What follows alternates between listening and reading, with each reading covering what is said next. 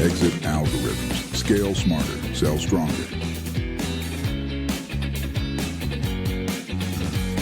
Welcome to Exit Algorithms, the podcast where we decode what it really takes to unlock growth, streamline operations, and prepare your business for a high-value exit. I'm your host, Pete Vera, and today I'm joined by Alan Gonsenhauser. He's an 11-time Chief Marketing Officer with over 25 years of experience driving growth in PE-backed B2B SaaS companies.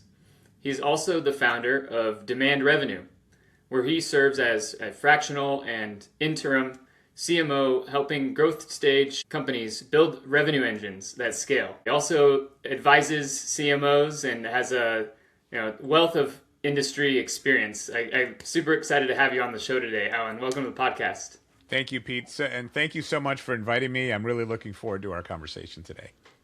Yeah, same here. Definitely excited. I always do a good amount of research on my guests and really excited to dive in. Can you share a bit about your background, business journey, Sure. Career path, and what led you to founding Demand Revenue? I've been a chief marketing officer 11 times, so 7 full-time companies and 4 since I started Demand Revenue. 4 interim CMO roles since I started Demand Revenue 5 years ago. But I started a little different than most marketing people. I started in finance. So I got my master's in finance, and then from there, consulting and market research, and then product marketing and channel marketing, and then I got some sales experience, and then I moved to higher level marketing positions, and then eventually CMO in a number of companies, mainly in health, technology, medical and dental device, SaaS software, enterprise software type companies. And then I spent 6 years at a company that was called Serious Decisions. Serious Decisions was a go-to-market advisory firm for the revenue functions, marketing, sales, product, and customer success. And there I mentored over 100 chief marketing officers and marketing leaders in my 6 years there. Really enjoyed that, and I helped them grow their global presence in all the healthcare segments. And then we were acquired by Forrester. And after Forrester acquired us, I stayed on 2 years. But the culture was a bit different. They wanted analysts. I'm very entrepreneurial and social and extroverted, and they wanted analysts primarily to generate content, write content. And I did some of that, but it wasn't, my main interest. So I left almost exactly 5 years ago, February of 2021. I started Demand Revenue, and right away I started working with some private equity held companies, portfolio companies. So I basically do 3 things. I coach and mentor CMOs and marketing leaders. In the last decade, I've coached and mentored over 150 of them. I come on as an interim or fractional CMO, more often interim. So interim CMO is when there's a gap in leadership and a private equity investor wants to make sure that their portfolio company doesn't have gaps and loses momentum. So I'll come on. That's generally 3 to 4 days a week. I join the executive leadership team and operate just as a CMO for private equity portfolio companies. And then I'm also a go-to-market advisor. So I come on and help with go-to-market transformations, getting marketing, sales, and product on the same page, looking at the revenue function all the way from figuring out your ideal customer profile to which products to push, acquiring new customers, onboarding, retaining, upsell, cross-sell, having consistent metrics, and I use a go-to-market operating system. Yeah, awesome. No, I appreciate it. It sounds like having that financial background really helps you, in the marketing side of things, have a more holistic view and plan, right, for each business. It helps, and I always have good conversations with CFOs. And a lot of them tell me, I never heard a marketing person talk like that. It helps. I mean, it helps when you speak the same language. And my sales experience has also helped. I've been a P&L general manager a few times as well, so I've had responsibility for all the go-to-market functions. Speaking the language of the C-suite and the board and the CFO really helps explain the value of marketing and what marketing can do for organizations. Yeah. What are some of the talking points you usually have? A lot of it comes down to how the buying process works today versus how it worked in 2013, let's say. In the past, marketing would generate leads, marketing qualified leads, and give them to sales, and hopefully the leads were qualified, and they would call clients, and people would actually pick up the phone and want to talk to a salesperson. Where now most of that journey is done before a potential buyer ever speaks to a company. So what companies are doing, only, let's say, a third or less of your ideal customer profile is in market to buy something at any given time. But they're researching different solutions and vendors. And they're creating a short list of 4 to 5 vendors that they will consider when they do go in market. So if you're not educating the market early about why you matter and, making them aware and giving them preference on your value proposition, you may never get an at-bat. Because when they come in market, they've got a short list of 4 to 5 vendors they've looked at, and 95% of the time the winner will be on that short list. So if you don't have brand gravity, you're not even going to get an at-bat. So, a lot of organizations are focused on the current quarter. Pipeline in the current quarter. If you are so focused just on the current quarter all the time, and you don't have a clearly defined ideal customer profile, and if you bring on customers that churn, you're not buying long-term growth. You may get short-term growth in the quarter. You're buying debt. You're buying churn. And that's a short versus long-term conversation that I often have with CFOs. That, the current quarter is important in understanding that, how to drive it. But do you want business next quarter? Next year? Do you want to retain the customers you bring on? Do you want to grow them? So it's all connected. And I think the purpose and the value of marketing, more than ever, is to create brand gravity, because brand seeds demand. I call it demand capture, because you're capturing maybe the 5% of folks that are almost ready to buy something in market now.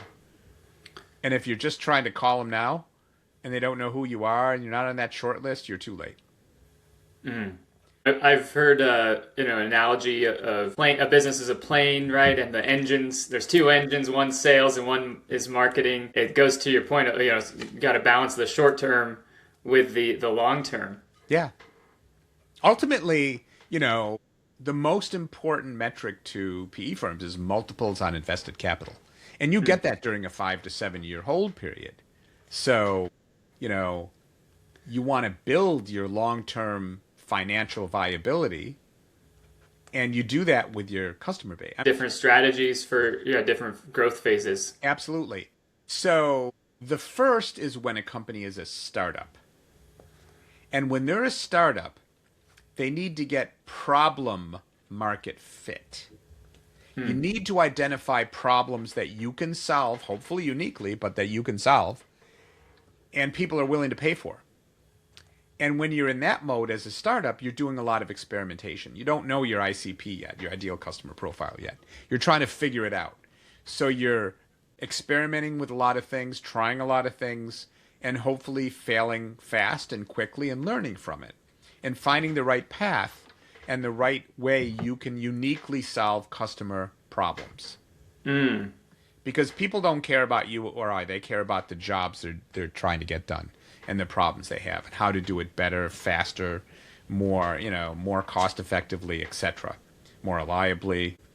If they're successful there, the next phase is product market fit. And when you go through that, the questions change again, because now you want to build a scalable infrastructure. So you want to build processes, people, process, technology, data, analytics, pricing, brand gravity, as I mentioned. Yeah. But you're trying to sell your products, and people don't want to see product selfies.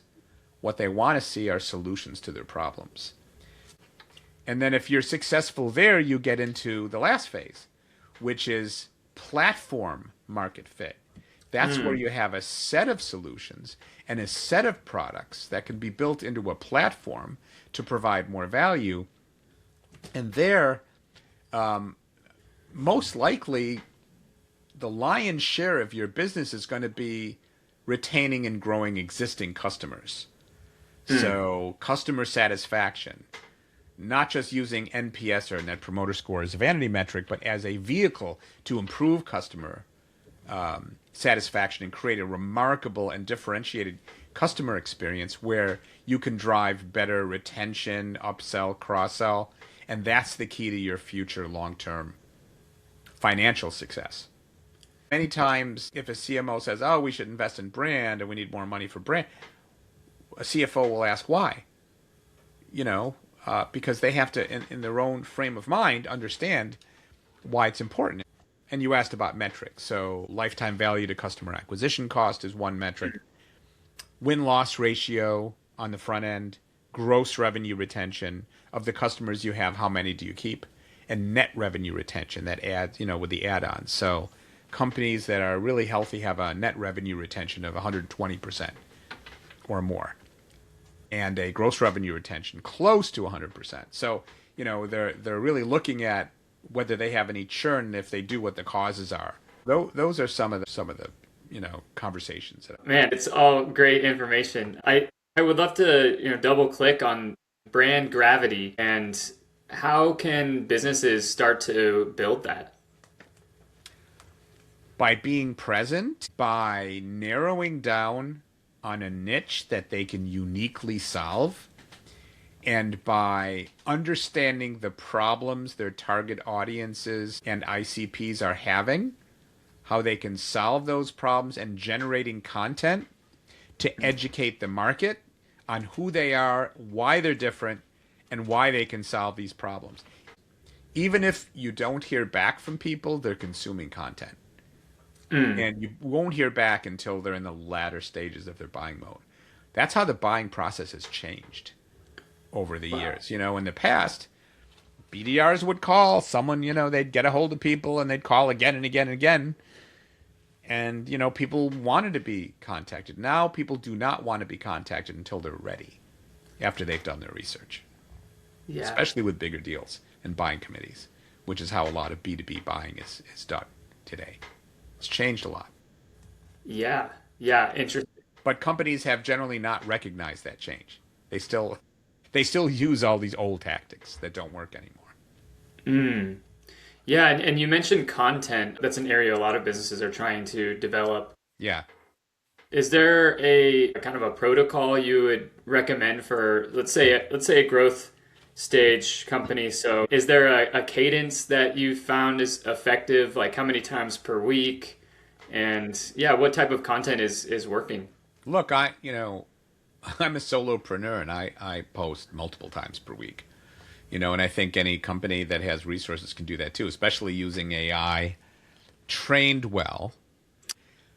The other thing I would say is with the growth of LLMs, more and more people are researching the questions they want answered on LLMs, whether it's ChatGPT or Claude or, Perplexity or you name it, Google. So websites need to be designed for LLMs, not humans anymore. Because what's happening is humans are researching on LLMs and they're a lot more qualified when they contact you after they've researched you on an LLM. So if your website is not configured to maximize your LLM exposure, you're going to be not in the mix. A lot of times you want to be in the mix. So that's something else companies can do. Yeah. What are some of the differences, between just optimizing for a search engine, Google, versus now an AI model? Q&A, a lot of Q&A. When you put blogs out, have a short description at the top, a summary of the blog, and then at the bottom have extensive Q&A. It loves Q&A. The LLMs love Q&A. The site structure has got to be there, you have to make it easier for LLMs to consume the content and categorize what your content is. But because humans are researching on LLMs and they're looking a lot more at the results they're getting from LLMs because it's their exact questions than just, if you show up on the front page. That's huge. That's huge. And it's going to become more and more significant as time goes on. I think I saw a statistic out there. There's a more than 50% drop in people actually clicking on websites now because of AI, right? Yeah. That's just going to, that's not going to change. It's going to get more and more. Because when you think about it and you want an answer to something, you're going to get a more complete and comprehensive answer to your question if you ask an LLM versus, getting a search result and then sifting through a bunch of websites. Let it sift through the websites for you. It's a lot easier. Yeah. And, a lot faster. Saves a lot of time. It affects how you organize your marketing campaign, right? It does. Yeah. Crazy. You can't have a conversation today without AI. That's a theme of the show. I think it's critical right now to talk about it. Yeah, it kind of is. How do you build a revenue engine? Like when you consult with a company, what are some of the first things you look at? First thing, I ask a lot of questions, and I ask people what they're most proud of, and where they think the gaps are, and I give everybody 3 magic wishes, and that's the C-suite and the marketing department. Excuse me. So I don't come on like I have the answers. I come on to learn at the beginning. I think that's really important, developing relationships and listening to what the company is proud of and what they think is working before we start talking about the gaps. So I look at people, process, technology, data, analytics, pricing, brand gravity, those types of things, all infrastructure types of things. Some of the things I look for specifically, because I've seen this problem over and over, is does a company have churn? Do they have customers that leave? What's the level of churn they have? What's their gross and net revenue retention? Are there issues around that? And if there are, what are the controllable issues?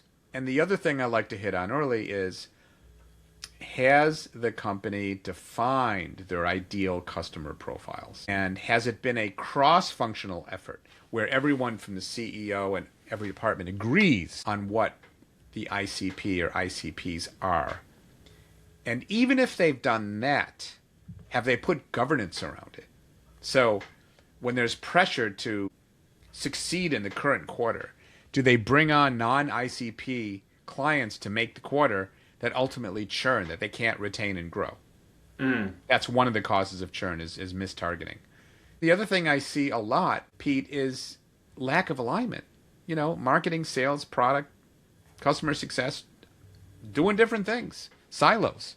When I was with Serious Decisions, they did a study of 400 B2B companies and found that companies that were well aligned and stayed aligned grew 19% faster and were 15% more profitable. And that's as true today as it ever was. A lot of times the enemy is not external, the enemy is us, and we've got to get on the same page. So I spend time doing that as well. What are some things companies are doing to prevent those silos, to encourage open communication between different functions of the company? Have cross-functional meetings, on a regular basis, like monthly. CMOs developing relationships with their functional peers, the CSO, the CFO, CHRO, CPO, having good relationships there and making sure that teams work together and have a cadence of meetings. Creating metrics that go across functions that define what good looks like in a consistent way. Having an integrated planning process, and by that I'm thinking 3-year strategic plan, but also the annual plan, where when the plans are put together, it's in reaction to corporate goals, and then the plans are reviewed for consistency between them. Those are things I think a lot of companies can implement. Yeah. Besides the silo issue, what are some other things like businesses go wrong when trying to implement a marketing plan? Trying to do too many things at once. I coach a lot of CMOs with that pick 3 things that you want to hit out of the park when the year is over.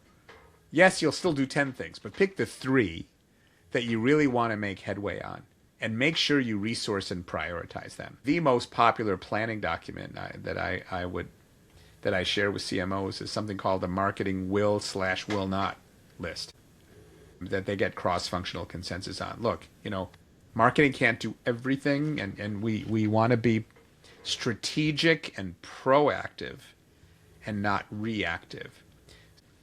And the other is speaking the language of the C-suite and the board. So, for example, when they're talking about brand gravity, the things that brand gravity will influence are the number of at-bats that will actually be in the mix on the short list because, we communicated and educated early. Win-loss ratio will be much higher when you have brand gravity. Pricing power will be much higher. And your future pipeline and at-bats in subsequent quarters, when people do go in market, will be much higher. All of those things I just mentioned are financial. They're all financial. And, your sales and profitability are in the rearview mirror. Your future sales and profitability is dependent on your ability to satisfy, retain, and grow customers. Comes down to that. Once you have customers. I'd love to talk a little bit more, given your experience with private equity, first being acquired by Forrester and then consulting with private equity backed companies. How does the marketing campaign and strategy change, when an acquisition happens? It depends on the private equity firm. I've seen some firms that really care about marketing, want to invest in marketing, often want to change the name and the brand and invest a lot to make that happen, but want marketing to be a business partner and proactively manage the budget. Cut the budget where they, where things aren't working, and be very judicial with the investments and the budget that they are entrusted with. The way I describe it is, private equity looks for CMOs not to be the manager of a department, but to act like a P&L general manager. To think of the organization first and how you're implementing it short and long term. Have you seen the marketing campaigns or just strategy and online presence, brand gravity affect a company's valuation when they're gearing up to sell? Absolutely. I mean, brand equity financially is an asset on the balance sheet. There's value there. And if you can show that you have a continuous pipeline and recurring revenue of existing customers and have an annuity of recurring revenue because of the quality of your customer relationships, that greatly increases the value of your company. Wow. Absolutely. Yeah. It's going to make you more profitable too. All of those things. See, but to do that, you have to have the right ICP. You have to narrow down, and you have to make sure you don't have a lot of churn. And if you do, fix the causes so you have a well-functioning organization. I know we're coming up close on time here. I'd be remiss if I didn't ask, how are you leveraging AI today the most, and how do you see it affecting your industry? Oh my God! As a solopreneur, I leverage AI all the time. As I said, I live on Claude co-work. I'm leveraging it to who do I reach out to? What do I say? Analyzing my content. I have a weekly newsletter on LinkedIn called the Private Equity CMO Advisor, and it analyzes all of my written language. And then I've been a podcast guest, and I had like about 200 videos, so I fed that in, got all the transcripts.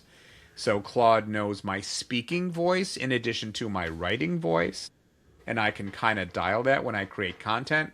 Always look at it very carefully to make sure it's what I want to say and make changes to it. But it's very good for content generation. It's helped me a lot. And to analyze my business.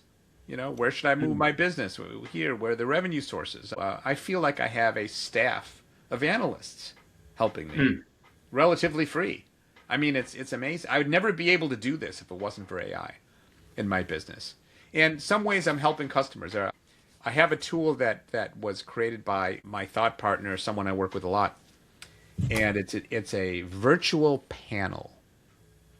And so I've set up a couple of new CMOs, and I said, give me the LinkedIn profiles of all your board members. So we set up a panel of their board of directors, and you can ask them questions, and the board virtually will come back. They'll talk with each other. You can give it a PowerPoint. You can give it, content that you're thinking of presenting at the board meeting, and the virtual panel will opine and tell you what they like, what they don't like, to get ready for the board meeting, which is amazing. Amazing. Yeah. Wow. Incredible. That's an interesting use case. Create your own panel, basically. Yeah. So you can create one for the board, one for the C-suite, one for the marketing department, whatever you want. And it's uncanny how good it is. It probably comes up with insights that you might not be able to think of yourself. Absolutely. And immediately, how long it would take you to think through all that? I mean, it's an incredible disruptive tool.